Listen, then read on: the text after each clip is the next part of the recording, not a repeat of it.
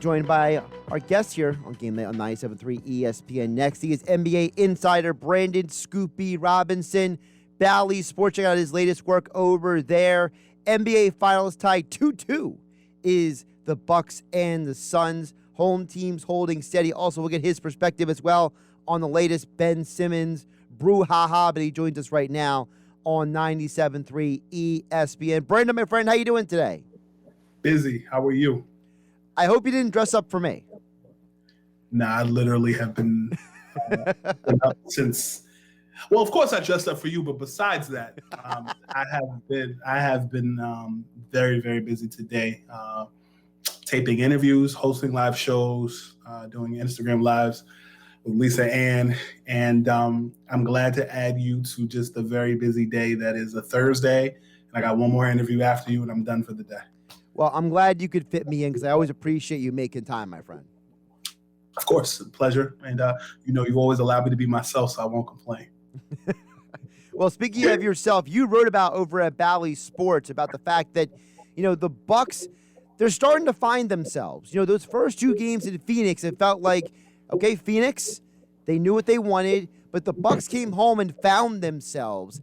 And when you have one team that has 17 turnovers in the Suns and the other team only has 5, it seemed like the Bucks realized if we just play and do what we do, we can win this series. And it seemed like simpler is better for the Milwaukee Bucks. Simpler is better, and I'll add this. Essentially, the Bucks gave the Suns a taste of their own medicine defensively. And I'll add this, in a world where the Suns said they were going to build a wall, it seems as though the Bucks built a wall of their own on guys outside of Devin Booker, and caused, Chris Paul, particularly last game, but overall the last 3 games, to turn the ball over about 15 times the last 3 games. And it seems that, if I'm Devin Booker, I'm a little upset because, man, I scored 42 points. I put all my drapes, I put all my fine china and linen on the dining room table, and we lose. What part of the game is that? So, you're a bit frustrated, but I'll add this. You didn't ask, but I'll tell you. Chris Middleton for the Bucks, you can't speak enough about just how important he was for Game 4, 40 points, and in a world where everybody's going to pay attention to the block that Giannis had. Middleton was really the caveat or the straw that stirred the drink, at least in this game. And he needed to come alive because he's been lacking the last few games. And if I'm him, Groundhog Day has to be every day, the Game 5, Game 6, and potentially Game 7, in order for the Bucks to potentially win their first championship for Milwaukee since 1971. Yeah, you wrote about Chris Middleton, about that specifically over at Bally Sports. And just to follow up on that, his story in and of itself is amazing. Like, he's got to be some sort of movie someday, right? Like, his story of where he came from to where he is now, and he's on the verge of winning an NBA championship. He has to be on the list of most unlikely superstars to win a championship in league history, right? Do you consider him a superstar? I think he's playing like it for sure. Okay. Well, then if that's the case, then yes, you're right. But aside from that sentiment, which I respect, I think that Chris Middleton is earning his paycheck. And you saw glimpses of it in the playoffs even last year when Giannis went down and the Bucks played the Heat.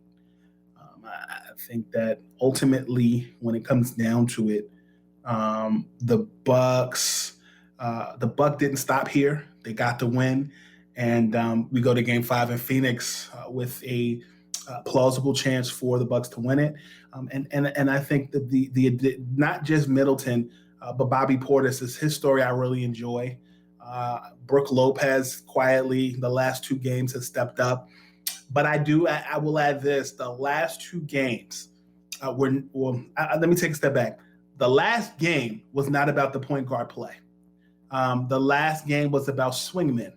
But I think moving forward, particularly in Game 5, I do think that Phoenix is going to clean up their act some. In my opinion, I think Phoenix is going to win Game 5. But I do think that this does legitimately have a chance to go game seven games. And I think just for basketball and how much we've experienced the last year and some change, it would be great to see, just to have that experience. It's just a great time right now with USA basketball revving up, as well as international basketball, not just USA basketball, international basketball, as well as just the NBA Finals and the WNBA. They had their All-Star game last night as well, so a lot going on. Hey, the WNBA All-Stars took down the Olympic team. I mean, if that doesn't tell you how much talent there is out there in the women's game, that the All-Stars team, who didn't make the Olympic team, took down the Olympians. The women's league is in pretty good shape, in my opinion. But that's just my perspective. But Brandon Scoop B. Robinson joining us here on Game Night on 97.3 ESPN, at Scoop B on Twitter and Instagram for all of your NBA coverage and the full Scoop B experience. Brandon, I want to ask you a bit of a bigger picture question on these NBA Finals, because I was having a conversation about this with somebody the other day. Typically in the NBA Finals, there's like somebody who people are specifically rooting for or against, right? There's a villain, there's a hero, something along those lines. And it seems like with this NBA Finals, this is like the first time since, I would say, the Pistons and the Spurs about, 14, 15 years ago, that there's really no bad guy here. There's really no villain. There's really nobody you're like, I can't stand that guy. Like, there's a part of it's like, you want Giannis to win. You want CP3 to get his ring. You like Devin Booker. DeAndre Ayton's likable. Chris Middleton's a nice guy. And I think it's just such a strange, unique difference than what we've been used to for the last decade plus.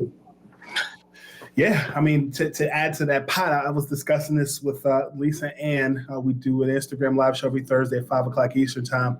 Lisa Ann Scoop B, and I was mentioning to her that this is the first time in NBA history that you've had multiple players scoring 40 or more in a game. Giannis did it twice.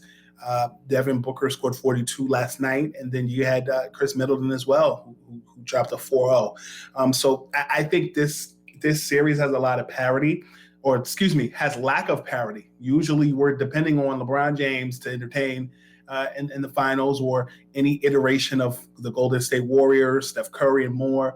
The last time we really saw that was in 2019 when you had, the Toronto Raptors and the Golden State Warriors. You still had the Warriors.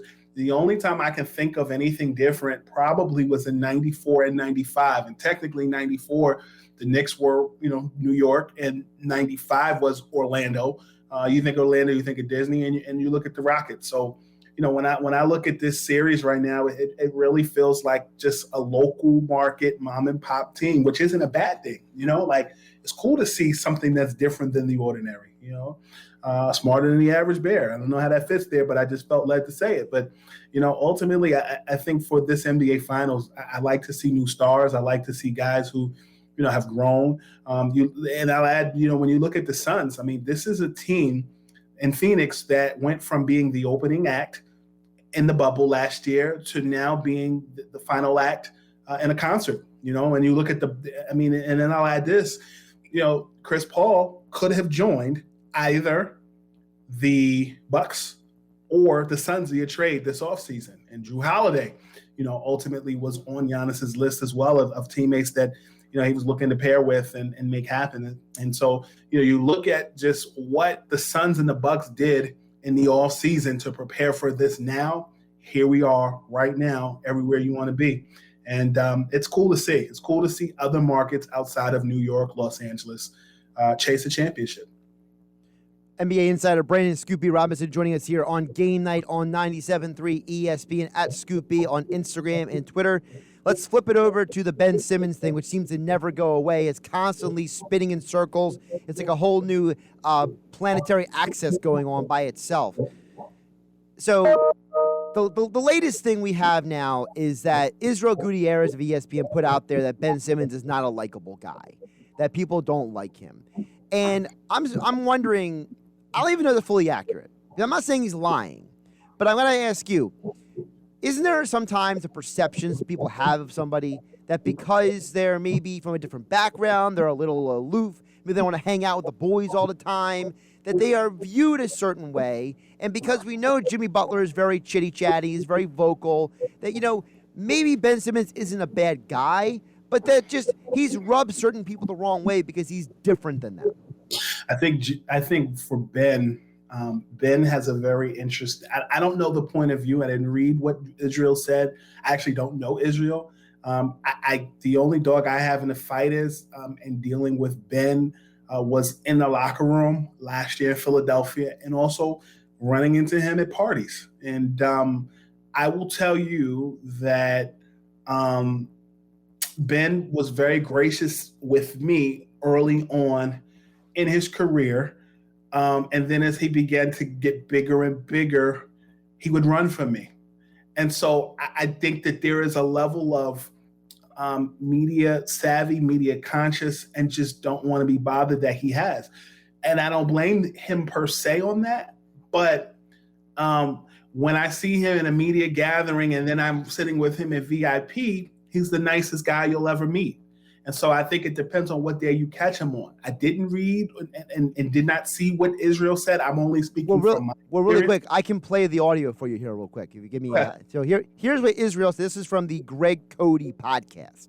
Okay. People don't like Ben Simmons in the league.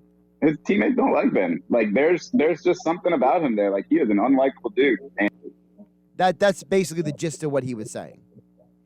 That hasn't been my experience, but I have to respect what Israel's saying.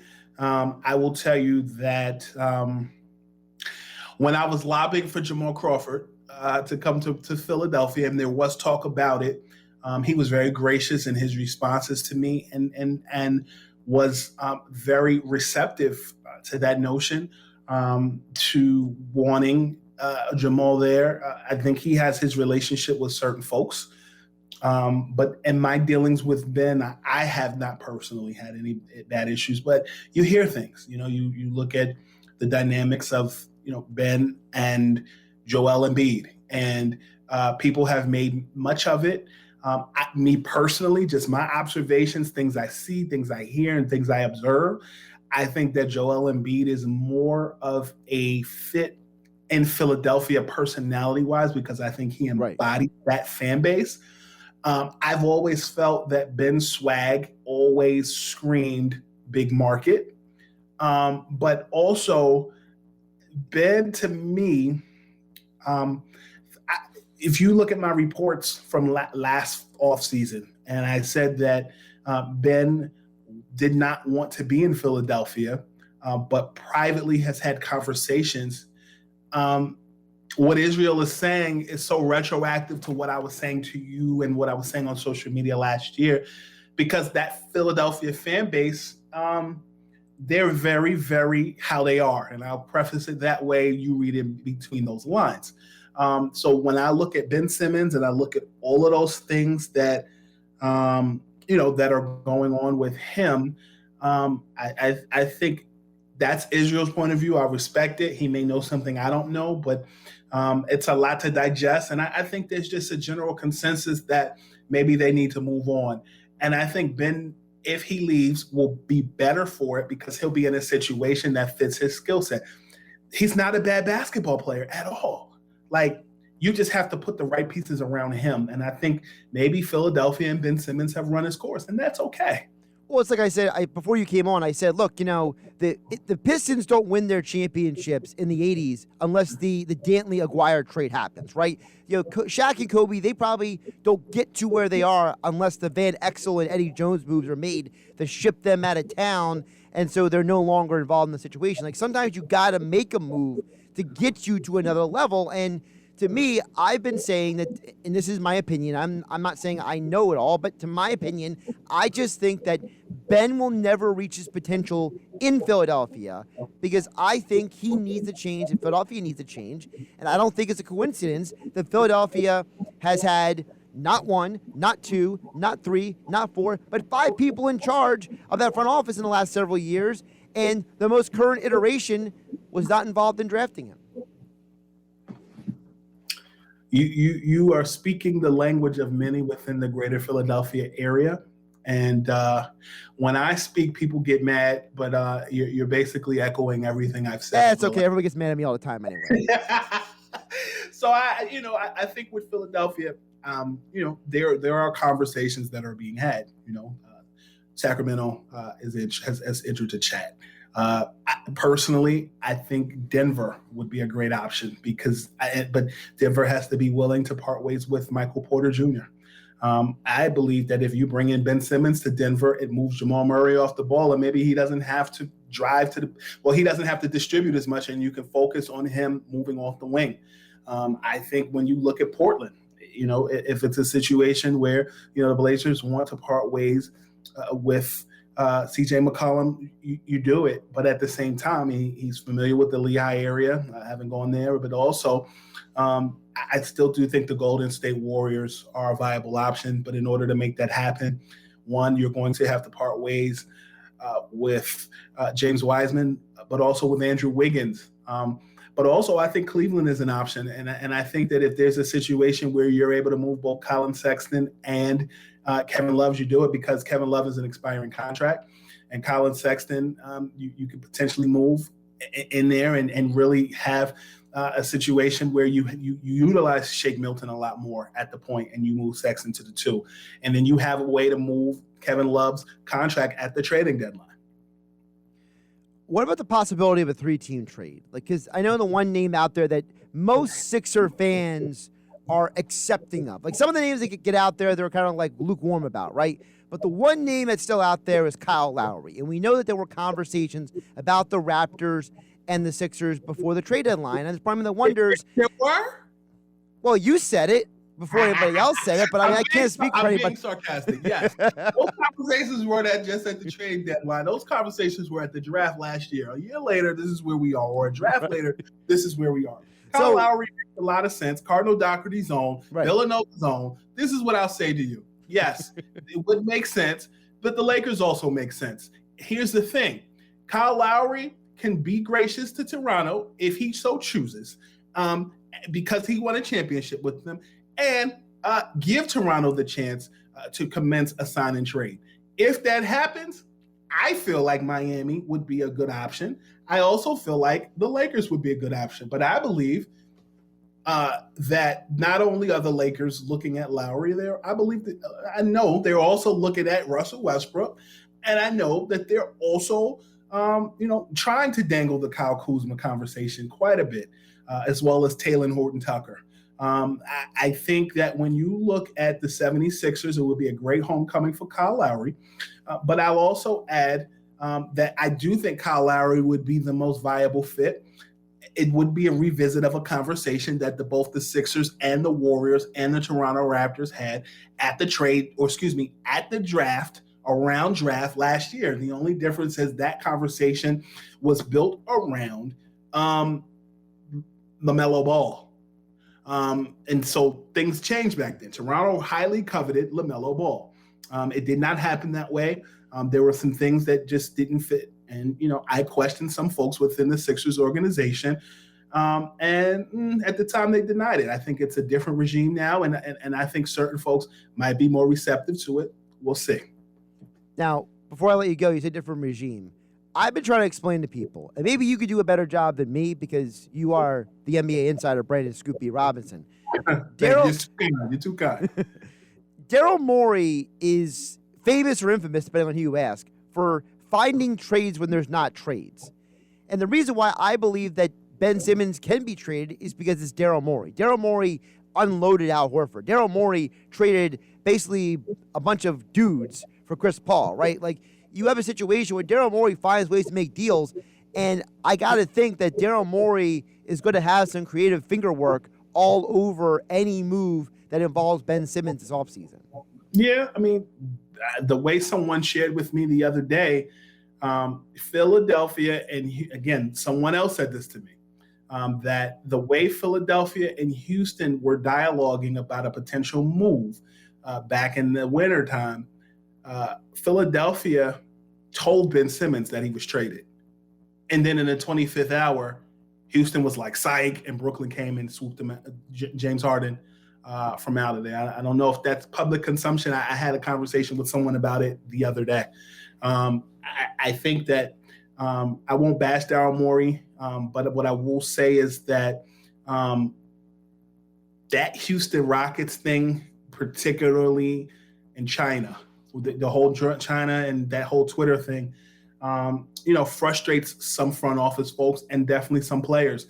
And ultimately why, you did not see Chris Paul make a request to come to Philadelphia. That was a conversation. There were teams that were interested. Philly had interest in Chris Paul, but the interest was not mutual from what I understood. And part of it was also because of his relationship, meaning Chris Paul, with Morey back during their Houston days. And Houston wasn't just going to give up Ben Simmons to make Daryl Morey look good after he left and, parted ways. That situation with just all of that with China and stuff is a very sensitive subject. I could write a whole book about it. As it relates to finding trades, I have to give credit where credit is due. He was able to get Seth Curry. He was able to rid himself or rid the team of Al Horford's contract. And ironically, Al Horford ended up getting what he wanted from Boston from the beginning anyway, from that contract. I think it was like $109 million. So I think he's laughing all the way to the bank. But when you ask me specifically about Daryl Morey and you're asking me just about him having his pulse, I can't slide him. I can't sell him short. I definitely liked what he did in getting Danny Green. But I think ultimately this Ben Simmons thing, I think they're going to handle delicately.